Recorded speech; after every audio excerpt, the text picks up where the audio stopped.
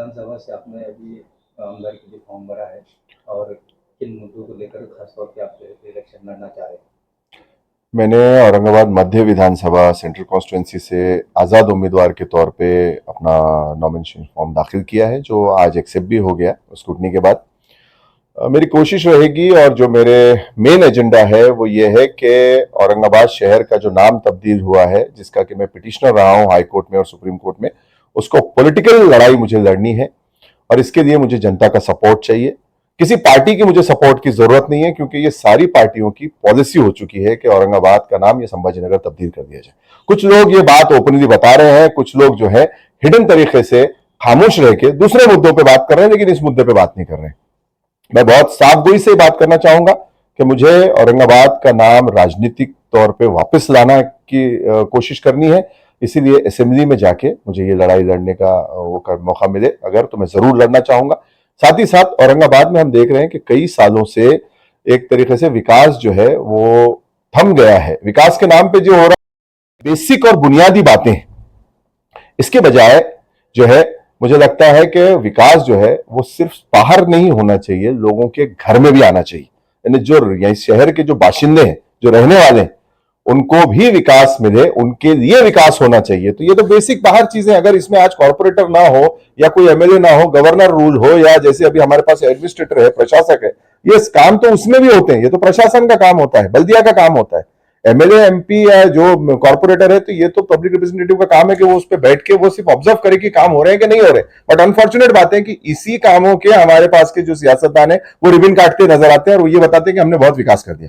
जैसे उन्होंने किसी के घर से सड़क कोई नहीं बनाता, ये तो निधि होती, पब्लिक फंड है, जो हम लोग इनकम टैक्स भरते हैं, उसी पैसे से ये सारा काम होता है। लेकिन एक असेंबली के अंदर लेजिस्लेचर के तौर पे जब हम असेंबली में जाते हैं तो हमारा काम है पॉलिसी फ्रेम करना, जो है नई नई चीजें वहां पे लेके आना, जिसकी वजह से जनता को फायदा मिले। जैसे औरंगाबाद के अंदर इस वक्त रोजगार का बड़ा मसला है, तो रोजगार के ऊपर हमको काम करने की जरूरत है। बेरोजगारी बढ़ रही है, जिसकी वजह से जो है तो लड़के जो है या नौजवान जो है वो एक तरीके से डिप्रेशन की तरफ जा रहे हैं। तो कहीं कोई स्टैंप दे रहे हैं कि वो नशे के अंदर वो मुलविस हो गए, तो ये नशे में क्यों मुलविस हुए, इसका जिम्मेदार कौन है, ये हमको सोचने की जरूरत है, इसके ऊपर काम करने की जरूरत है। जो हमारे नौजवान, वो हमारे ही बच्चे हैं, उनके लिए हमको डी एडिक्शन सेंटर स्टैब्लिश करने पड़ेंगे। जो नशे की आदत में चले गए, उनके माँ बाप, उनके घर वाले परेशान है, उनके लिए ये नशे से वो बाहर निकले, फिर से एक आम जिंदगी, एक अच्छी जिंदगी जिए। इनके लिए डी एडिक्शन सेंटर्स की अभी तक मैंने किसी के मुंह से बात नहीं सुनी कि व्यसन मुक्ति केंद्र जो होते हैं वो स्टैब्लिश करने की जरूरत है। हमारे पास जो लड़के हैं, जो टैलेंट है, उसके लिए कोई स्पोर्ट्स के लिए कोई आपके जो हेल्थ क्लब्स हैं, या ये सारे स्टैब्लिश करने की जरूरत है। जो हमारे पास जो महिलाएं हैं, जो गरीब तबका है, उनके लिए हमको मोहल्ला क्लिनिक्स और छोटे छोटे अस्पताल हर मोहल्ले में गवर्नमेंट की तरफ से स्टैब्लिश किए जाएं, जहां ताकि लोगों का पैसा बचे और जो गरीब है उनको भी स्वास्थ्य के लिए सुविधा मिले। जो स्कूल्स चल रहे हैं, उन स्कूल्स को के अंदर दर्जेदार शिक्षण मिले, ताकि गरीब का बच्चा भी जो है वो अच्छी पढ़ाई उसको मिल सके।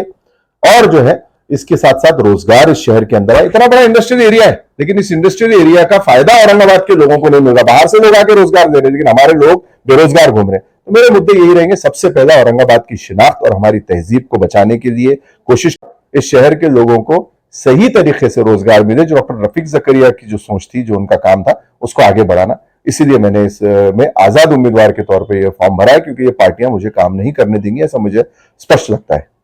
तो जैसे कि 4 तारीख जो है तो फॉर्म वापस लेने की डेट है, तो ऐसे में अगर आपको अगर कोई पार्टी या किसी तरह का जो अगर प्रेशर आता है, तो आप ये फॉर्म वापस लेंगे या फिर आखिर तक दमकर लड़ेंगे? अगर प्रेशर में मैं आने वाला होता तो मैं कांग्रेस का शहर जिला अध्यक्ष पद ही नहीं छोड़ता, और मुझे एमएलए बनने का ही शौक होता तो शायद मैं कांग्रेस में ही दलाली करते हुए अपना एमएलसी या एमएलए आज तक मैं कहीं ना कहीं वहां पे बन गया होता। लेकिन मुझे कोई शौक नहीं है ये सब चीज में, मुझे जद्दोजहद करने का एक शौक है।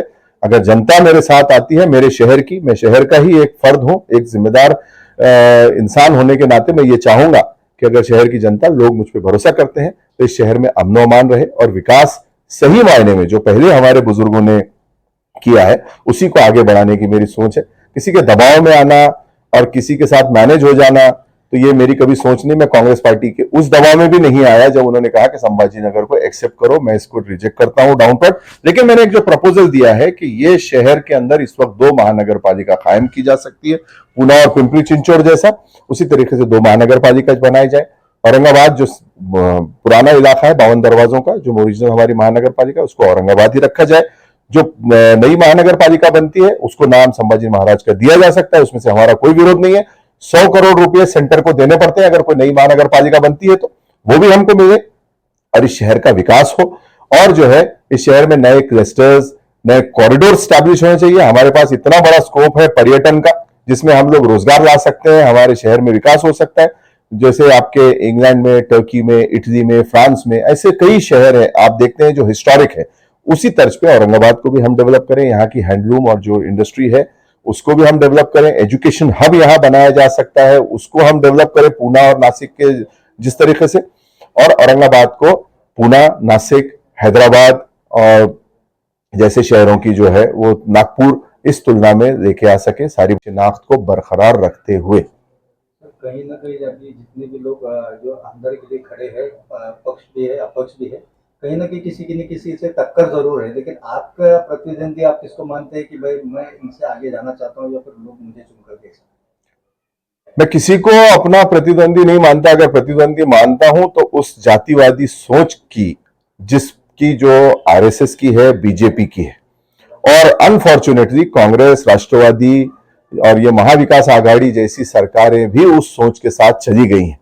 हमारा जो मुकाबला है, जिसको हम खत्म करना चाहते हैं, उस जातिवादी सोच को खत्म करना चाहते हैं। हम चाहते हैं कि इस शहर के अंदर अमन अमान रहे, हिंदू मुस्लिम एकता रहे, और जो यहाँ पे लोग रहते हैं वो अपनी शिनाख्त को बरकरार रखते हुए आगे जाएं।